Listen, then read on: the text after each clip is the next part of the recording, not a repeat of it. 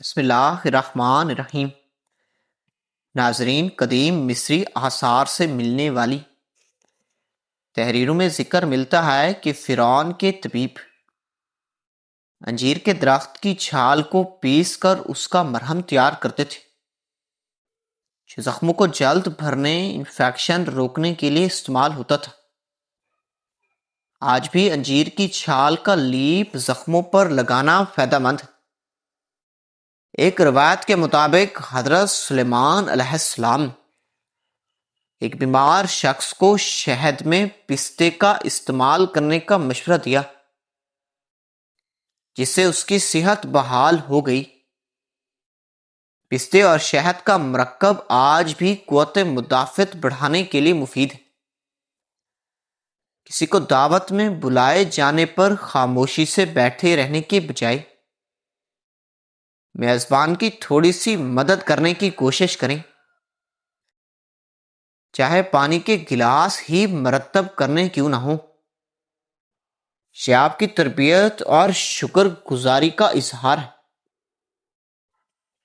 قدیم چینی طب کی کتاب ہونڈگی نیجنگ میں تربوز کے بیجوں کو خشک کر کے ان کا سفوف بنانے کا ذکر ہے جو گردے کی طاقت بڑھانے اور مردانہ صحت کے لیے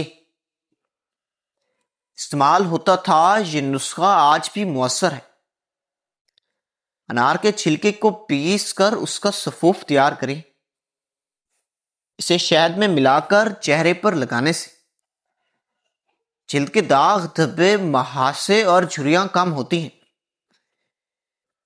یہ قدیم ایرانی حسن کے نسخوں میں شامل تھا۔ کھانے کی میز پر بیٹھتے ہوئے کسی دوسرے کے سامنے رکھے پھل یا سلاد کی طرف بے توجہ سے ہاتھ نہ بڑھائیں۔ پہلے اجازت لیں یا میزبان سے گزارش کریں۔ یہ آداب میزبانی کا حصہ ہے۔ روم کی قدیم تاریخ میں لکھا ہے کہ سپاہی جنگ سے پہلے لہسن کی چند کھلیاں کھاتے تھے تاکہ زخم لگنے پر انفیکشن کا خطرہ کم ہو۔ لہسن میں موجود اینٹی بیکٹیریل مادے آج بھی مفید ہیں۔ املی کے بیجوں کو بھون کر ان کا سفوف بنائیں۔ اسے ناریل کے تیل میں ملا کر بالوں کی جڑوں میں لگانے سے بالوں کا گرنا اور خشکی ختم ہوتی ہے۔ یہ جنوبی ہند کا صدیوں پرانا نسخہ ہے۔ جب آپ کسی کے گھر میں مہمان ہوں اور وہ آپ کو پھل پیش کریں تو چھوٹے ٹکڑے کر کے کھائیں۔ پورا پھل بغیر کاٹے منہ میں لے جانے سے گریز کریں۔ یہ نظافت اور آداب کے اصولوں کے مطابق ہے۔ ایورود کے مطابق کچی ہلدی اور آم کے پتوں کا قہوہ بنا کر پینے سے خون صاف ہوتا ہے اور جلد کے تمام امراض دور ہوتے ہیں۔ یہ موسم گرما میں جسم کو ٹھنڈک پہنچاتا ہے۔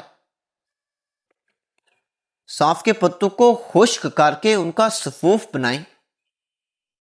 اسے دہی میں ملا کر کھانے سے ہاضمہ درست ہوتا ہے۔ منہ کی بدبو دور ہوتی ہے۔ یہ قدیم ہندی نسخہ ہے۔ دوسروں کے سامنے پھل چھیلنے یا کاٹتے وقت احتیاط سے کام لیں۔ چھلکے ادھر ادھر نہ پھینکیں اور استعمال کے بعد جگہ صاف کر دیں۔ یہ صفائی اور ذمہ کی عادت ہے۔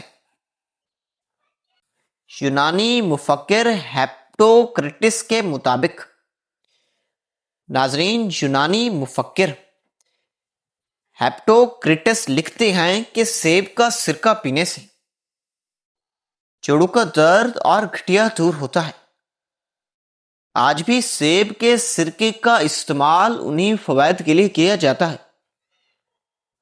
کیلے کے چھلکے کے اندرونی حصے کو پیس کر اس کا پیسٹ چہرے پر لگانے سے جلد کے داغ، دھبے اور جھریاں کم ہو جاتی ہیں۔ یہ افریقی قبائل کی جلد کی حفاظت کا قدیم طریقہ ہے۔ کسی کے ہاتھ سے پھل یا سبزی لیتے وقت دونوں ہاتھوں کا استعمال کریں، کیونکہ یہ چین اور جاپان میں احترام کا روایتی انداز ہے جو دوسرے کو اہمیت دیتا ہے۔ ناظرین، قدیم عرب میں خارق خشک کھجور کو پانی میں بھگو کر اس پانی سے آنکھیں دھونے کا روایت تھا، جو آنکھوں کی تھکاوٹ اور سرخی دور کرتا ہے۔ یہ طریقہ آج بھی بہت مفید ہے۔ پپیتے کے بیجوں کو پیس کر ان کا سفوف شہد میں ملا کر کھانے سے پیٹ کے کیڑے مر جاتے ہیں۔ یہ مشرق بعید کے دیسیوں کا آزمودہ نسخہ ہے۔ اجتماعی کھانے کی میز پر یا سبزیوں کے سلاد کی ڈش کو اپنے سامنے کھینچنے کے بجائے دوسروں کی طرف بڑھائیں۔ یہ غور و فکر اور دوسروں کی ضرورت کا احترام ہے۔ مصری اہراموں کے کارکنوں کو پیاز اور لہسن دیا جاتا تھا تاکہ وہ بیماریوں سے محفوظ رہ سکیں۔ جدید تحقیق سے ثابت ہے کہ یہ دونوں چیزیں قوت مدافعت کو بڑھانے میں اہم کردار ادا کرتے ہیں۔ کچے کیلے کے دودھ کو زخم پر لگانے سے انفیکشن ختم ہو جاتا ہے۔ یہ جنوب مشرقی ایشیا کے دیہاتوں میں روایتی علاج ہے۔ کسی کو پھل تحفے میں دیتے وقت انہیں صاف ستھرائی اور خوبصورت ٹوکری میں پیش کریں۔ تحفے کی ترتیب اور صفائی دینے والے کی توجہ اور احترام ظاہر کرتی ہے۔ ناظرین، قدیم ہندوستانی متون میں کریلے کے پتوں کے رس کو شہد میں ملا کر پینے سے ذیابیطس کنٹرول کرنے کا ذکر ملتا ہے، جو آج بھی جدید سائنس سے ثابت ہو چکا ہے۔ انگور کے بیل کے نئے پتوں کو سلاد میں شامل کرنا قدیم رومیوں کا طریقہ تھا جو انہیں تازہ رکھتا تھا۔ یہ پتے وٹامن سے بھرپور ہوتے ہیں۔ دوسروں کے سامنے پھل کاٹتے یا چھیلتے وقت آواز نہ نکالیں اور احتیاط سے کام لیں۔ یہ خاموشی اور مہارت کا اظہار ہے۔ یونانی روایت کے مطابق زیتون کے تیل میں لہسن ڈال کر رکھنے اور کھانے میں استعمال کرنے سے دل کی بیماریاں دور ہوتی تھیں۔ یہ طریقہ آج بھی مقبول ہے۔ گاجر کے اوپری سبز حصے کو پیس کر اس کا رس نکالیں، اسے شہد میں ملا کر پینے سے خون صاف ہوتا ہے۔ یہ قدیم یورپی طب کا حصہ بھی ہے۔ کسی کے گارڈن میں اگے پھل یا سبزیوں کی تعریف ضرور کریں۔ یہ ان کی محنت کو سراہنا اور خوشگوار تعلق بناتا ہے۔ قدیم فارسی طب میں انار کے پھولوں کو خشک کر کے چائے بنانے کا ذکر ہے، جو دل و دماغ کو طاقت دیتی تھی۔ یہ چائے آج بھی بے چینی دور کرنے میں مفید ہے۔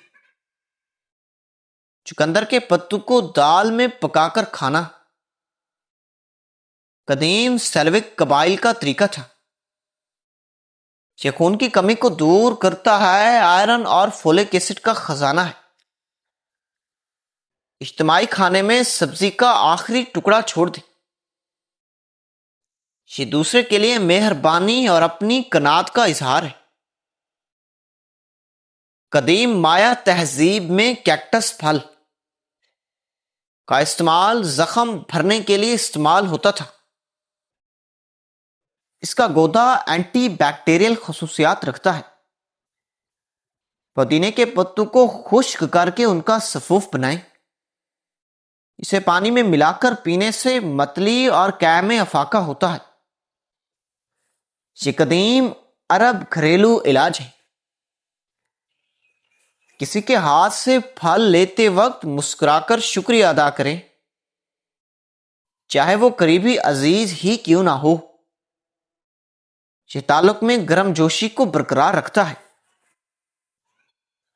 قدیم چینی تہذیب میں آلو بخارے کو سرکے میں ڈال کر رکھنے کا طریقہ بتایا گیا ہے۔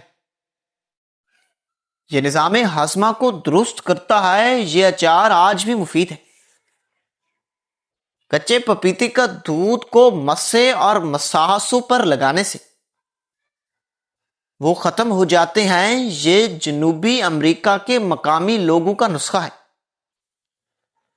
بازار سے پھل یا سبزی خریدتے وقت دکاندار سے نرمی سے بات کریں اور مناسب قیمت پر راضی ہو جائیں۔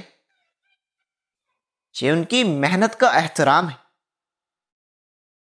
قدیم ہندی طبی کتابوں میں بھنڈی کے پانی کو شوگر کنٹرول کرنے کے لیے استعمال کرنے کا ذکر ہے۔ رات بھر بھیگی ہوئی بھنڈی کا پانی صبح پینا فائدہ مند ہے۔ تربوز کے چھلکے کی سفید پرت کو سبزی کے طور پر پکانا قدیم افریقی طریقہ ہے۔ یہ پیشاب آور ہے اور جسم سے زہریلے مادے خارج کرتا ہے۔ کسی کے ساتھ پھل بانٹتے وقت بڑا یا خوبصورت ٹکڑا انہیں پیش کریں۔ یہ ایثار اور محبت کا اظہار ہے۔ یونانی روایت میں شلجم کا سوپ پینے سے نزلہ زکام دور کرنے کا ذکر ہے۔ یہ وٹامن سی اور اینٹی آکسیڈنٹ سے بھرپور ہے۔ نیم کے پتوں کو پیس کر اس کا لیپ سر پر لگانے سے خشکی اور جوئیں ختم ہوتی ہے۔ یہ ہندوستانی گھریلو علاج ہے جو صدیوں سے استعمال ہو رہا ہے۔ کسی کو پھل یا سبزی کا تحفہ دیتے وقت ان کی صحت اور ضرورت کو مد نظر رکھیں۔ مفید تحفہ قیمتی تحفے سے بہتر ہوتا ہے۔ قدیم مصریوں میں کھجور کی گٹھلی کو پیس کر تیل میں ملا کر بالوں میں لگانے کا رواج تھا جو بالوں کو مضبوط بناتا تھا۔ سنترے کے چھلکے کو خشک کر کے ان کا سفوف دہی میں ملا کر چہرے پر لگانے سے جلد صاف ہوتی ہے۔ یہ قدیم حسن کا نسخہ ہے۔ دوسرے کے گھر میں پھل کھاتے ہوئے بیج یا چھلکے کسی پلیٹ میں رکھیں، فرش پر نہ پھینکیں۔ یہ میزبان کے گھر کی صفائی کا احترام ہے۔ قدیم چینی طب میں کدو کے بیجوں کو پراسٹیٹ گلینڈ کی صحت کے لیے استعمال کیا جاتا تھا۔ یہ میگنیشیم اور زنک سے بھرپور ہے۔ لیموں کے چھلکے کو خشک کر کے اس کا سفوف پانی میں ملا کر پینے سے میٹابولزم تیز ہوتا ہے۔ یہ قدیم جاپانی صحت کا راز تھا۔ پھل اور سبزیاں خریدتے وقت تازہ اور مقامی پیداوار کو ترجیح دیں۔ یہ کسانوں کی محنت کی قدردانی ہے۔ قدیم انکا تہذیب میں کینو کے بیجوں کو طاقت کے لیے استعمال کیا جاتا تھا۔ یہ پروٹین اور اومیگا 3 فیٹی ایسڈ سے بھرپور ہوتے ہیں۔ کسی کے ساتھ بیٹھتے ہوئے پھل کھانے میں جلدی نہ کریں۔ آہستہ آہستہ کھائیں اور بات چیت سے لطف اٹھائیں۔ یہ محبت کا اصل ادب ہے۔ قدیم ہندوستانی ایور ویدر میں تلسی کے بیجوں کو پانی میں بھگو کر کھانے سے تیزابیت دور کرنے کا ذکر ہے۔ یہ معدے کی گرمی کو بھی دور کر دیتا ہے۔ ناظرین، کیلے کے پھول کو سبزی کے طور پر پکانا قدیم فلپینی طریقہ ہے جو ذیابیطس اور ماہواری کے درد میں مفید ہے۔ دوسروں کے سامنے پھل چباتے ہوئے منہ کھول کر یہ آواز نہ نکالیں، یہ کھانے کے ادب میں شامل ہے۔